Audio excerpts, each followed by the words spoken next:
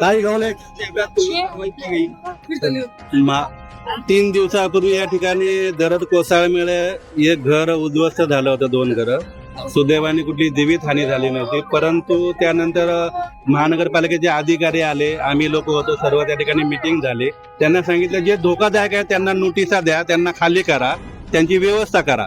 परंतु आज पाहतोय की महानगरपालिकेच्या वतीने सरसकट पूर्ण या डोंगरावरती कारवाई चालू केली. सकाळपासून त्यांनी लोकांचे मीटर काढले आणि नळ कनेक्शन या ठिकाणी कट केलं. त्या संदर्भामध्ये आम्ही त्यांना विचारणा केली.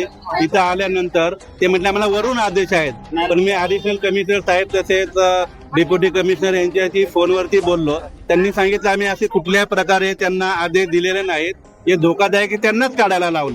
त्या संदर्भामध्ये पोलीस या ठिकाणी लोक खूप मोठ्या प्रमाणात जमा झाले. कायदा सुव्यवस्थेचा प्रश्न निर्माण झाला. पोलिसांना देखील सांगितलं आणि या ठिकाणी एसीपी सांगे साहेब आले.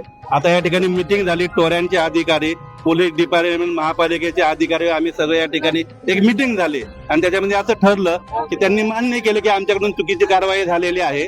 तर ज्या लोकांच्या चुकीच्या पद्धतीने त्यांनी मीटर काढलेले आहेत किंवा नळ कनेक्शन कट केलेले आहेत त्यांना ते निःशुल्कपणे पुन्हा ते मीटर लावून देणार आहेत आणि नळ जोडणी करून देणार आहेत. आणि जे धोकादायक आहेत निश्चितच ते जे आहेत धोकादायक ते काढले पाहिजे, त्यांना आमचा देखील सहकार आहे. परंतु सरसकट कारवाईला विरोध करून आता कारवाई थांबवलेली आहे आणि लोकांना ते परत मीटर लावून देणार आहे.